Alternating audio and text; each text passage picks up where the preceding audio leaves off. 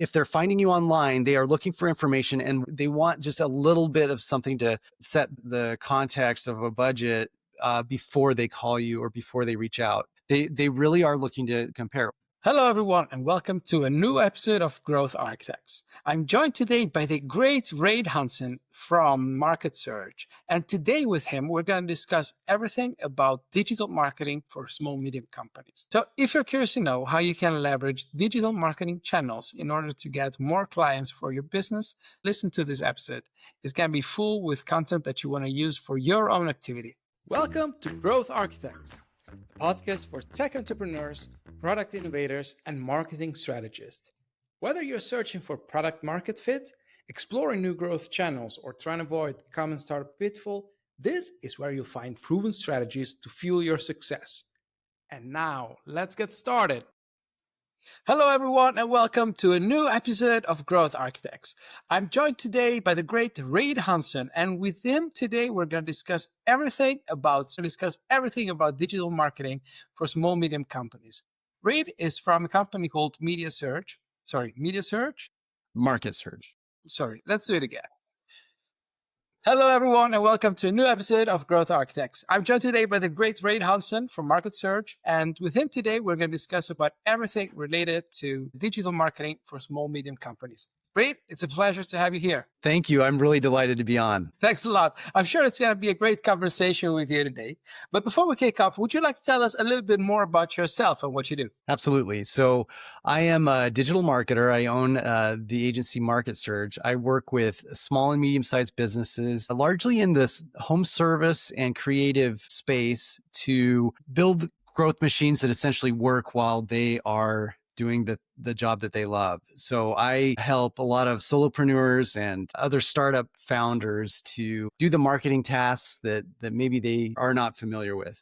That's something that really resonated a lot with me the first time that you and I got in contact. It seems that you have really a lot of experience helping small, medium businesses. As you said, there's a lot of like service providers, but also way beyond that with, for example, technology companies and so on. So what I think is extremely interesting about the conversation that you and I are going to have today is that I really have your chance to pick your brain on how to do this effectively. Well, we know that often, when you're the owner of a small, medium business, so marketing is not the only thing on your mind, right? So you're thinking about 10 other things. What's your approach there? So how do you try to communicate the effectiveness of what you do without burdening too much the people that work with you on all the nitty-gritty of what you do? Yeah, I think the first thing I like to point out with small and medium-sized businesses they are usually run by somebody that is, an expert in the field, a technical field or a creative field. So they're actually doing a lot of the work of the business. So we can talk a little bit about photographers later, but I'll use an example of like a plumber or HVAC professional. They've done a lot of training to become an expert in that, and they really are the go-to person for the large jobs.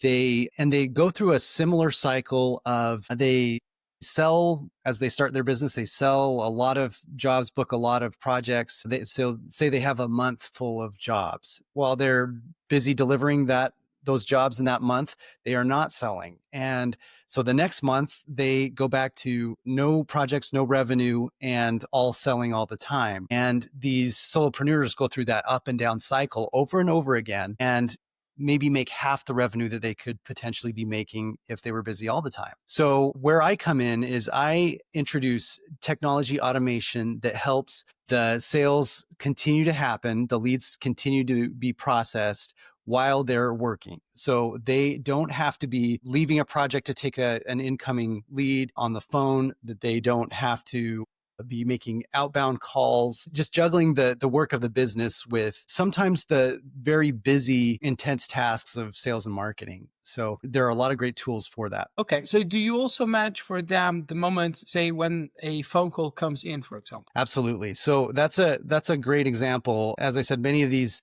solopreneurs they're busy working, they're doing the business, they're working with a paying client, and the leads come in all day. They filled out a contact form online or they've called the business, and the solopreneur is not really able to step away and take the call. So what we've done is we've built automations that send automatic text responses to invite them to schedule a time when we know that the owner is free. Or we have also introduced voice AI and chat AI bots that can take the conversation several steps towards the sale, answer basic questions from the frequently asked questions list, and really keep things going, because we know that whenever we're shopping for a lot of these products, if I don't get an answer on the phone, I just go to the next vendor. And so in order to really prevent that, we have a lot of options to engage, keep the contacts on the line so that we can close them later. This sounds very interesting, actually, because then what you're doing is not just offering marketing services for these people, but you offer the full suite of service. So they only have to worry about doing what they do well, right? Which is performing their activity. You guys do the rest, make sure that they have their agenda booked for all the time, so to say. That's it. Exactly. Yeah, and I think I mean I that to me is very gratifying, because I'd love to see a photographer producing more beautiful work, or HVAC professional doing what he's really good at. But but so often we get into a business and you find that there's just a million tasks that don't have anything to do with the art that they wanted to create. Got it. Well, in a second, I would like to dive deeper with you into, say, concrete use cases, right? Because you also told me Yeah. that you have a lot of them, and I think it's very, it's very interesting to learn from direct experience from real cases. But before we do that, I would like to ask you, what are the most important things that, let's say, as a service provider, say you're a photographer, for example, or lawyer, or chiropractor, practitioner. Hopefully, I said it well. So, what Right. are the first things that you want to pay attention to? Is it your website, your Google business profile?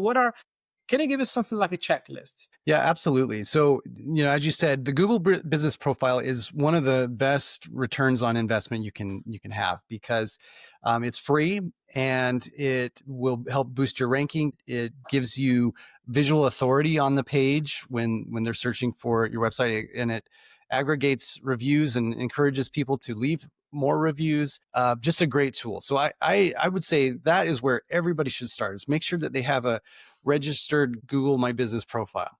The next thing is having a website is very helpful, because some businesses will start with the social media business pages, the Facebook, LinkedIn. I'd say those are essential, but I think that setting up a website with its dedicated domain is very helpful. And those it sounds like it's very expensive, but if you use something like a Wix or a Squarespace, it can actually go very quickly. And even a single page website is a great foothold in the market. Now, a lot of people, when they're searching online, they're looking for information, and they're looking for credibility. And a website, along with the Google business profile, those are two key pieces that really help with your authority. And then from there, I would say start to branch out to your social media business pages, and start with Facebook, and then go to LinkedIn, and then expand to other social media platforms. But once you have those things in place, then you want to start looking at the technology behind that. Now, you'll need a dedicated email domain. You don't want to be sending from a Gmail address. You will want automated emails that come in, and usually that's done through a CRM. So if you have a CRM, you can tie it to your email domain, and it can trigger automatic emails when you have a contact form on your website. So anytime a contact fills out, I'd like to know more, name, email, maybe phone number, the CRM can automatically respond and engage and show that you're ready to accept new clients. Now, Fully subscribe to that. So even if it's just one landing page, you make a huge difference between people who just have a social media page and people who have something more structured. So having a website, especially as a service provider, is a number one thing. It gives such a strong quality signal to people that might potentially want to work with you. So it automatically places you into a different league. Now, I think you covered very well the kind of foundation of what do you want to have as a service provider. The other thing that I would like to ask you now is, let's say now I am a service provider, I'm coming to you and I have all this covered, right? But now I want to generate leads, because I believe even the best websites, if it just floats there and no one really goes there, it doesn't drive business to you. So, how do you recommend we spend social media marketing budget as a client of yours? Or do we even have to? Or would you recommend I do something else? Yeah, there's always nuance, and each business is going to be different. There's a few variables like your own personal preferences and personality. Like, are you a person that is very comfortable on video and on screens, or doing interviews, or do you like to write? So there's the solopreneurs piece of the equation, and then there's your clients piece of the equations. I do recommend that businesses go through the exercise of outlining their ideal client. And at first, it'll be just based on your feelings. But later, as you get more clients, you can use hard data to define who are your best clients. Often that'll be your most profitable clients. Sometimes there's some other things you'll want to apply to the mix. You define that client, and you define where they should be found, or can be found. Like, are they heavy users of LinkedIn? So a lot of B2B businesses, LinkedIn is a better platform. Facebook is frequently a good platform for a lot of people, although Facebook traffic is down quite a bit. And so we're finding that a lot of people that used to be heavily on Facebook are now spending more time on TikTok and Instagram. And so that kind of format changes. Now, you don't necessarily need to spend on advertising right off the bat. Advertising is expensive, and it does take a while for it to be, to really collect leads effectively and get those numbers down. And so I would recommend establishing a presence, a steady posting schedule. If you have a business page on Facebook or LinkedIn, that's like 2 or 3 times a week, and Instagram you can post every day. Same with TikTok. And then from there, see what content engages, and then consider an ad spend. So, do a few weeks of that, then consider an ad spend, and test it out. But it can be quite expensive to do. And so you do have to consider, like, are you getting a good return on your investment, or are you just getting leads that don't respond to your calls? So that We talked before about a business owner who basically just wants to be busy with their work, right? They just want to work. They don't want to do marketing. And now what you're telling me is that instead of, having quick results with paid ads, actually what I have to do is to be every day on Instagram and TikTok. Like, how do people right. react to that? Well, I would no, that's a great point. And what I would probably emphasize is that there's two games going on. There's the short immediate game of getting leads. And then there's the long-term game of establishing your brand and authority. And so these are simultaneous activities, and you could definitely toy with ads, but I just want to make sure that there's that caveat that it isn't always instant, instant leads. You're going to what I do recommend, though, is if you've come into business with some sort of contact, that you reach out and you inform them that you are now in business and ready to take on new clients. That, and start with the word of mouth and the networking type sales. Those are the immediate contacts that you could potentially start with. And because, just to be realistic, if you turn on ads, it'll be a few weeks before you start collecting good leads. So I guess that's where I was going with that. But you really want to work all the channels, and then when you get busy, Yeah. and Correct me if I'm wrong here, right? Like, yeah, paid ads is probably the quickest but also most expensive way to drive people to your website. correct. So on the long term, if that's the only way in which you promote your business, probably is not going to be the most effective. So if you Right. can leverage the kind of like weight of an existing platform that brings you visibility and perhaps also leads without having to pay always, say, Google or TikTok or Meta, then I think you're doing a very good job. And on the long run, it's also going to be cheaper, which is, for example, the reason why, in my case, bit of a different business, but I'm also very strong with clients on SEO, which means basically driving traffic for free to your website, and also email marketing, which means that after they come to your website, if they're interested, why do you let them go, right?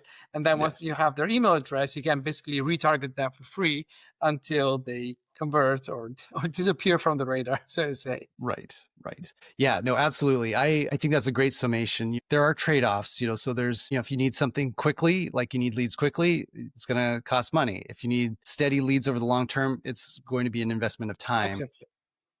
Yeah, cool. And so I think that now that this is clear, right? Because I guess that in the audience, there's a lot of like small, medium companies, Mhm. perhaps also service providers who might not necessarily be experienced about, say, starting a marketing campaign. So Yeah. I think it's good to offer some guidance there on what are the first things that you want to consider. I would like to dive deeper with you into some like concrete use cases. Like, for example, you mentioned before that you help a photographer with very good results.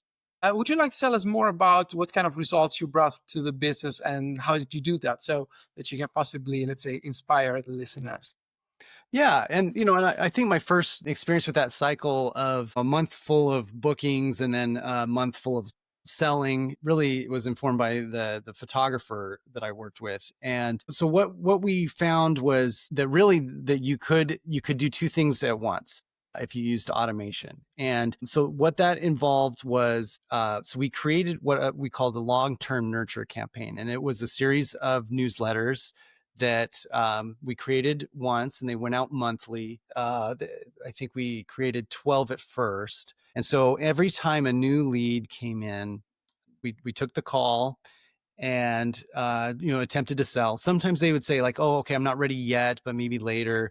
And other times they would say, oh, that's a little bit out of my budget, too expensive. And so there were reasons that they said no at that point. But we continued to send emails every month and remind, and many of those over a 12-month period did actually then come back and book.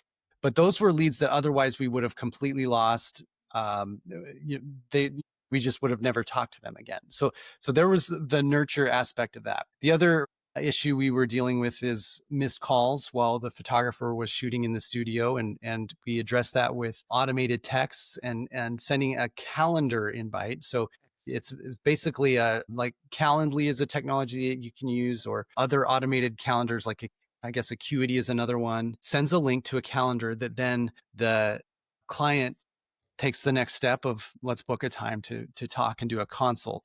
And so another thing we introduced process wise was the consult. A lot of photographers were just taking an email form and then allowing them to schedule the shoot, but then they would come in unprepared for the pricing or what they needed to wear the day of the shoot, any advice like that. So we introduced the consult as a step in the process, which I Yeah. recommend for um, a lot of people that do custom projects for their clients. Now, after the consult, we collected a booking fee, and we were able to use through a payment processor. We were able to create a link that we texted the client, and then they could pay while they were on the phone for that booking fee. And so that's another thing to consider is that you can use these online booking payment providers that so like a Stripe or Square that they allow you to do this transaction over text. So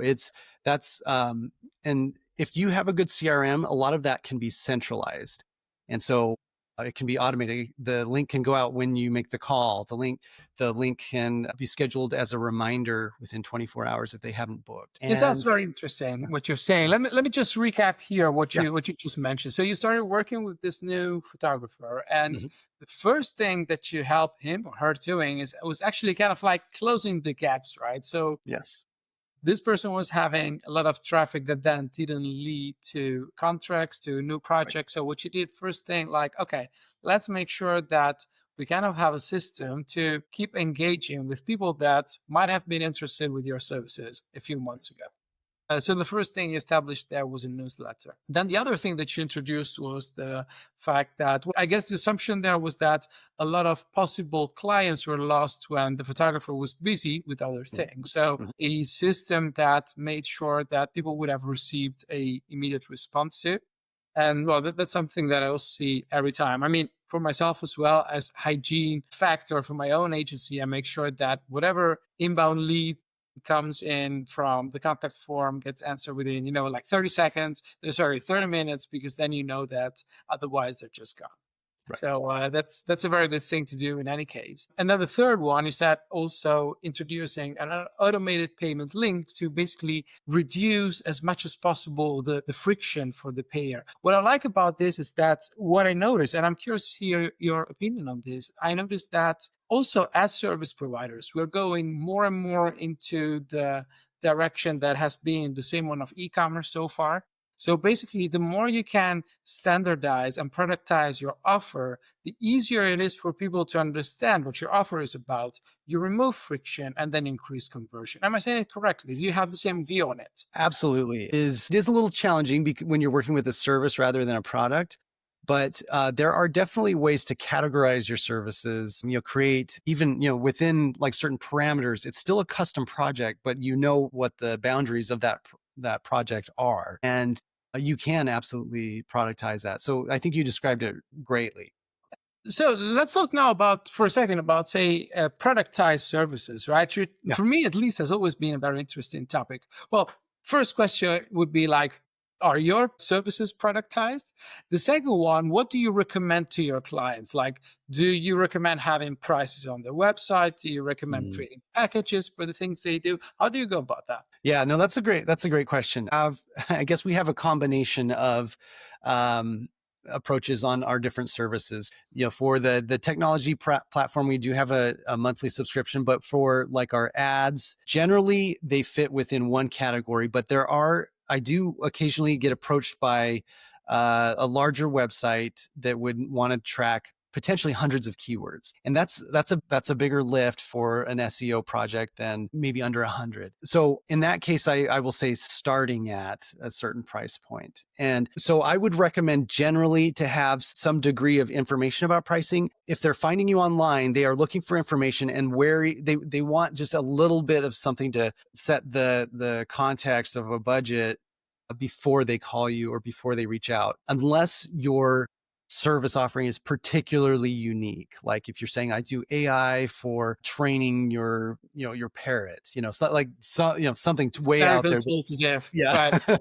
but but if it is, if it's SEO, there are a lot of SEO providers, and they really are looking to compare. Or if it's photography, there's a lot of photographers, and so they just need a little bit of something to hold on to. And having a higher price than your competitor isn't necessarily bad. Sometimes it actually helps categorize you as a higher end provider, or that a higher price can actually help your case, or inspire some curiosity. So I wouldn't shy away from putting real prices and charging what you're worth. Yeah, and at the same time, I mean, it's also a good indication of like, are we in the same ballpark? Because there's nothing worse of say a phone call with a potential client or potential Right. supplier, and only after 1 hour you discover that actually their budget is like 1/10 or 10 times the one that you had in mind. So when Right. there is a mismatch, it's actually a bit of waste time, which in turn reinforcing the fact that your price point is actually within their ballpark could mean that they have one more incentive to then get in contact with you. Right. Right. Exactly. And And with that um, being said, I don't have prices on my website, but I did have for some time, and I tested with it. And for me, at least, the reason why I took them out is because it was still in a phase in which projects were changing a lot in terms of scope. And also for creative work, one of the problems that I still do have is like, how do you price, for example, custom graphic, things like that. mhm. I try to productize as much as possible, also so that clients don't have surprises at the end. But yeah, for creative work, it's a bit hard. It is, and I don't necessarily have like a hard set recommendation, but I have found from past roles where I worked in tech sales to give a range potentially, and say like, oh, I recently worked on a project for a client in a similar situation. It was about $50,000, something like that. Not saying you have to go that route, but if you ever get stuck or really cornered on something. sometimes a range can give you a little Yeah, no, respite. yeah, absolutely. I think that's a very good one. Yeah. I would like to ask you one more question now, because Len, we have been talking about digital marketing for small medium companies, right? Yep. And for example, with your use case, we looked at how to convert existing leads, so to say. But I can imagine a lot of people are like, okay, but how do I make sure that I get new traffic, new leads? And let's say that I am a new plumber or a new Mhm. photographer, like Yeah. I just started. No one has contacted me in the last 12 months. How would I start from scratch to leverage digital marketing? Yeah, good question. So ads are definitely helpful for, if you're just starting cold and you don't have like a good network to work from. And like I said before, B2B, LinkedIn can be a great platform. As maybe even TikTok, it seems like people of all demographics are on TikTok, but then Facebook is great for B2C. That's a conversation starter, often good to help approach people that hadn't even considered your product before. Google is helpful for people with buying intent and can help you get noticed by people that were looking for a plumber. They needed a plumber now. And if you target the right demographic and the right geography, then they'll look for you quickly. It's going to be boosted by your stars on your reviews. So those are some tools, but then I would also add that you can do cold outreach. Now, if you are able to acquire lists of individuals in your area that fit your described ideal client, you can use outreach tools to approach people and say, "Hey, I'm doing plumbing work in your area."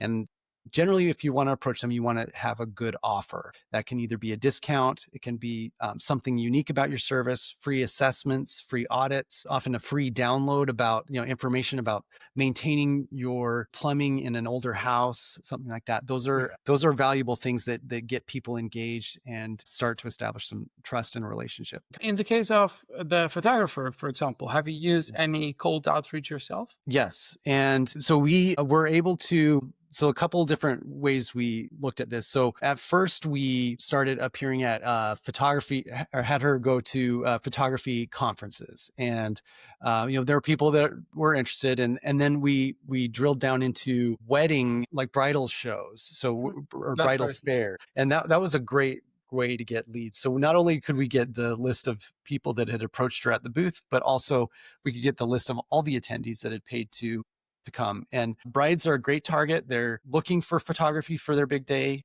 and often have money set aside for it. So that's a great target. Now, beyond that, we were able to purchase lists that were being tracked. So either geo located, they had been shopping at a bridal store in the area, or they had been identified as people that had been searching for wedding dresses or wedding venues in the recent past.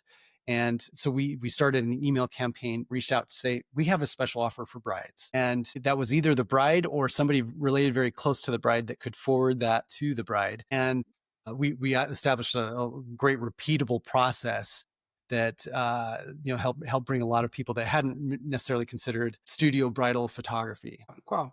That sounds very interesting. It's a great way of showing how knowing exactly, the customer journey and at Yeah. what point they will consider your service Mhm. makes all the difference when it comes to selling something. Right. Absolutely. Yeah. And, some of your best clients you can find them when they're maybe shopping for something else or that they have like a behavior in common with some of your past clients.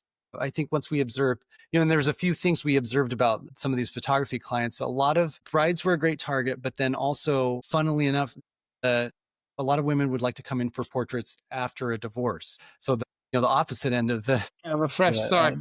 yeah, exactly. Fresh start. Both looking for maybe pics for dating profile, like headshots for dating profile, or just wanting to feel good about themselves. Maybe their self-esteem took a little bit of a blow, and photography was a great way to help restore that feeling. And so there've been obviously some other interesting quirks, like people post cosmetic surgery or after they've maybe even suffered the loss of a loved one. Like over time, we realized that the people really wanted the experience of the shoot almost more than the photos. And so, when we describe the experience of coming in and having somebody just kind of fawn over you and tell you you look beautiful was a very restorative experience. And that became a big part of our messaging. Wow, that's very interesting because then that's really the difference, between saying well, you should know, again, know your customers, and showing that you know exactly what are the moments when, again, your experience is relevant, and things like you said, like bridal fairs, or understanding why people would want your service at a very specific moment, which also means to understand what kind of customer experience you should give.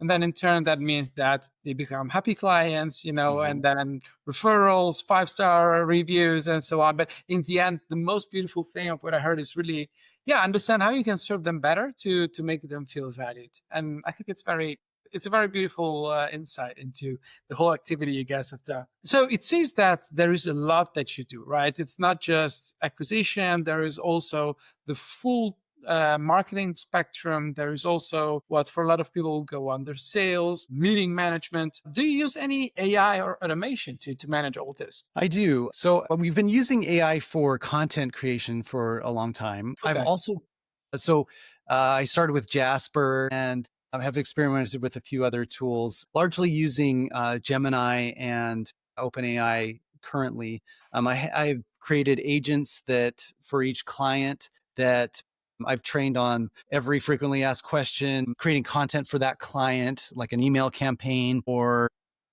in some cases blogs. I refer to that custom agent that I've created in Chat GPT and build accordingly so it references key links on their website and key blogs. So yeah, I do in the content world. I have been experimenting a bit with out. So this isn't actually with existing clients, but with outreach. But I do use a voice and a chat AI tool to do outreach. Mixed results. I think some people are consider this as acceptable. Other people do get a little touchy about it. But Like, for example, you're referring to, LinkedIn, for example, now gives you the chance to send a vocal message to people you reach out to, right? Is it you're referring to something similar? actually, so I have a dedicated phone number that I can send a cold call out to with Oh, okay. With your a vo- voice trained by, uh-huh. oh, okay. Yes. And so it can answer questions, in my voice. And um you know again, I said mixed results because I fully expect this to get better and better and better. But today it's still a little mechanical, and there's maybe not quite human like pauses between certain responses. And so, but I love to play with these tools because um I guess just what I've observed is uh, the sky's the limit as far as how good they can get and how human like they can be. And I Absolutely. do think we need to be acquainted with them. And when you look at the results, right? For example, if you were to say match the results of, let's say, a cold email campaign versus, for example, this cold automation phone call that leverages your voice but then touch with AI, like what's the result there? Well, I would say it's actually pretty similar, but the difference is that I don't have to spend the time on it. I don't have to be on the phone. So I can do quite a bit. So from a percentage standpoint, it's very similar in terms of people being willing to book the call. And I try to make these calls directly to booking an appointment rather than closing a sale. And so people are willing, if on the phone, then they get texted a link to book an appointment. That seems like a pretty easy step to do, and it doesn't cost them anything. Maybe they're curious, like, oh, this person that is using advanced AI to reach out to me is somebody that I might want to talk to. But cold email is difficult. There's a lot of barriers to making that successful, including the email providers put a lot of restrictions on that. So Spam filters getting better and better. right. And so I do my best just to be creative and keep trying new things because I do feel like there's a lot of forces trying to prevent spam. I totally get it, totally get the reasons why. But I think as marketers, we just have to be nimble and willing to try new things. Yeah, no, yeah, absolutely. So, as a final question, I would like to ask you, Yeah. for small, medium companies, entrepreneurs, or solopreneurs that are listening and would want to start testing themselves this combination of like AI or even probably just, efficiency tools for their business, what would you recommend? As far as the individual softwares or just a process? Okay. Yeah. Yeah, so I think that the great gateway is Chat GPT and the free tier. There's a lot of power in the free tier.